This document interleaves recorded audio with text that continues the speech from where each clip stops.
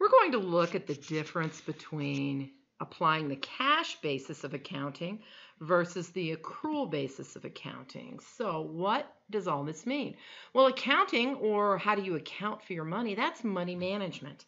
And when you're first starting out, you can choose. Do you want to apply the cash basis of accounting or the accrual basis of accounting?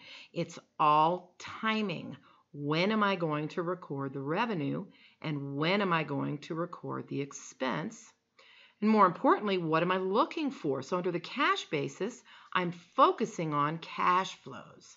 I consider earnings if my cash balance goes up. I consider losses if my cash balance goes down. That's it. But under the accrual method, I record revenue when I actually do the work, when I earn it. And I record expenses when they are incurred. It doesn't matter when I pay them. So it's a timing difference. The focus under accrual is actual earnings and the value of my company. So we're going to look at an example. Bob's landscaping. So Bob is a college student, and he is taking some classes at his local community college to transfer to a four-year university because he's a smart guy, and that'll save him a little money on tuition. So on the side, in his what little free time he has between classes, he decides to open his own landscaping business. He opens a business checking account with $3,000. Now, that's always the first thing that you should do. You have to separate your business money from your personal money. And then we go through and we looked at, as soon as he opened his business, he was smart. He knew he's going to need some liability insurance just in case anything happens in the future. So he buys a one-year policy for $1,500. Then he gets to work. He did a landscaping job. His customer did not pay him. He billed him $650. Then the utility bill came in for $150 for April, but it's not due until May. And then at the end of the month, he did another big job, and he billed the customer $1,250. But again, customer did not pay him yet. So we're going to look at how to record these events based on the cash basis and the accrual basis.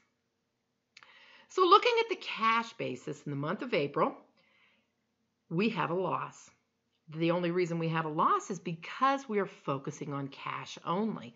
Two big jobs were done, they were billed, but the customer has not paid yet. So there is no revenue to record when following the cash basis. No cash came in, but cash did go out. Purchased a huge insurance policy for 1 year, and under the cash basis, it's an expense when I pay it. So I'm going to expense the entire $1,500 in April. Utility bill came in, but there's no expense because I have not paid it yet. It's not due until next month, even though it applies to utilities used in April.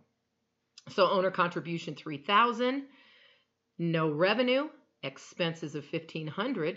So my ending cash balance is $1,500. I started with $3,000. I have half of that in 30 days.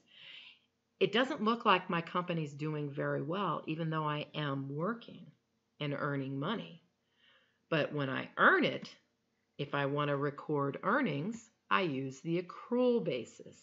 So as you can see under the accrual basis, I did the work, I did not get paid, my cash balance remains the same. So the cash balance will be identical using the cash basis and accrual basis.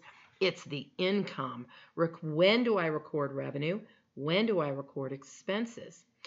So revenue for April, I have $1,950 under accrual basis accounting, and expenses are also different. Instead of recording the entire $1,500 that I spent for a one-year insurance policy, I'm only going to expense 1/12 of that, or $125 every month. That matches my expenses to when I'm going to use that insurance up. And utilities, I'm not paying it till next year, but because it's for April utilities, I accrue under accrual basis accounting $150 utilities payable or accounts payable. So total revenue minus total expenses, I actually had a profit under accrual basis, but when we looked at the cash basis, it looked like I lost $1,500 when I actually earned $1,675. So the accrual basis focuses not on cash flow, focuses on earnings and how much is my company now worth, focusing on the profit. Now going into May, more things happened. Now it's finals week, finals month in May. Remember, Bob is a student, so he's kind of cutting back on some of his work so he has time to study for his final exams. He did a small job, billed the customer $400. He paid his utility bill from April before the due date. He did another job toward the end of the month for $750, but that was a cash. He did not bill them. One of the April customers paid him the $650, but remember, there's another customer outstanding. The May utility bill came in. It's not due until June. But then at the very end of the month, he did a big estimate, and his customer was so pleased with the proposal, went ahead and paid him $2,000, even though he's not going to do the work till June. So let's look at how we record these events under the cash and the accrual basis. So first, again, looking at the cash basis. Beginning of the month, did a $400 landscaping job, but did not get paid, so there's no revenue. There was another job in the month, $750. That was a cash sale, so he does record the cash in the month that he did the work. Customer from April paid, so I did not record revenue in April under the cash basis. When the April work was paid in May, when you receive that $650, then you record the revenue. Also, even though that $2,000 proposal for the new customer work that Bob's going to do in June was received in May, so revenue is recorded in May. Total revenue $3,400, even though this really was a relatively light month for Bob. Expenses, that utility bill that came in April, it was paid in May, so you record the expense in May, $150. But then the May utility bill, it's not due until June, so there's no expense in May. Total revenue $3,400 minus expenses $150. So it looks as if Bob had a great month in May, $3,250.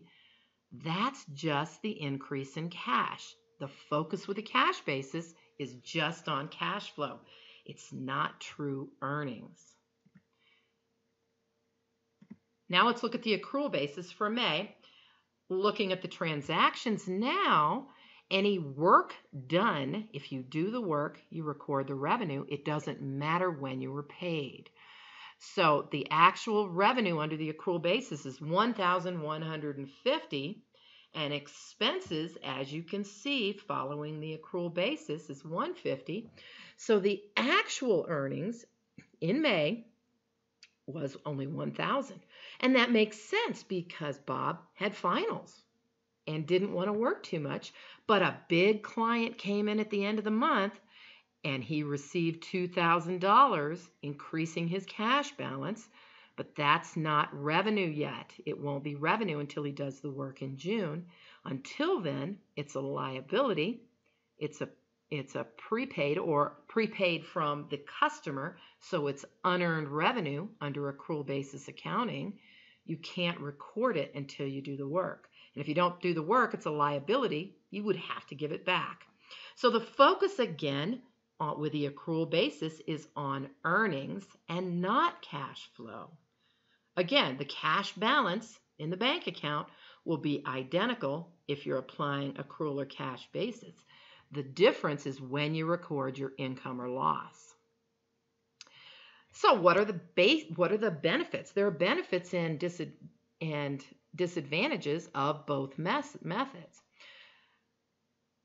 So the cash basis, it is very effective at tracking cash flows and your cash balances. So you have to know what's in your bank account. You don't want to get overdrawn. It is preferred. It's a very simplified method, so very many small companies will just start out with a cash basis, and a lot of times it's because they don't have any accounting training. They don't know how to use the accrual method. Another benefit, it can make tracking tax deductions easier because taxes are done primarily on a cash basis. It's fairly easy to understand, and it focuses just on revenues and expenses from the cash, following cash flows. If we look at a comparison of April and May, we started with 3,000, ended with 1,500. So looks like we had a loss. Looks like we had a bad April. In May, it looks like we had a booming month, but we know very little work was actually done in May. For the accrual method, it's different. It's more balanced. You can see the income in April, 1,650, and the income in May, 1,000, for cumulative earnings, 2,650, is a better representation of what actually Bob did in his business and how well he is doing. He started out, he hasn't seen a loss yet, although with a cash basis, it does look that way. The other benefit for accrual basis is you're focusing on the actual value of your company and not just the cash. You can see the cash at April 30th was 1,500. Cash May 31st was 4,750, but that's all you track with cash basis. With the accrual basis, you track everything. You track assets, you track liabilities, you track equity. Because if you're not tracking your liabilities and you're using the cash basis, it can get pretty easy to forget to pay your bills because you don't have anything recorded. You will only have a receivables and payables under a true full accrual basis. You will not on a full cash basis. So again, the advantages for accrual. And looking at a comparison, how do you account for your money? You can choose the cash basis or you can choose the accrual basis. Now, we haven't talked about other hybrid methods. And because if you have a choice between cash and accrual, don't you think maybe you can apply sort of cash and sort of accrual? And what this is modified cash. That is really truly income tax accounting. Taxes are primarily recorded under the cash basis, except for a few things like inventory and assets depreciation. That applies a little bit of accrual on a mostly cash basis tax return. Modified accrual, that's going to be mostly accrual, but applying a little cash basis here. And an example for that is government accounting. Government accounting rules follow a modified accrual. Full basis, that is the full accrual basis, that is the recommended for businesses, but you have to choose what makes sense for your company. You have to look at a cost benefit. Is the added cost of applying a full accrual beneficial to your company? Are you large enough? And that's really the breakdown of how you choose. So that is cash basis versus accrual basis accounting.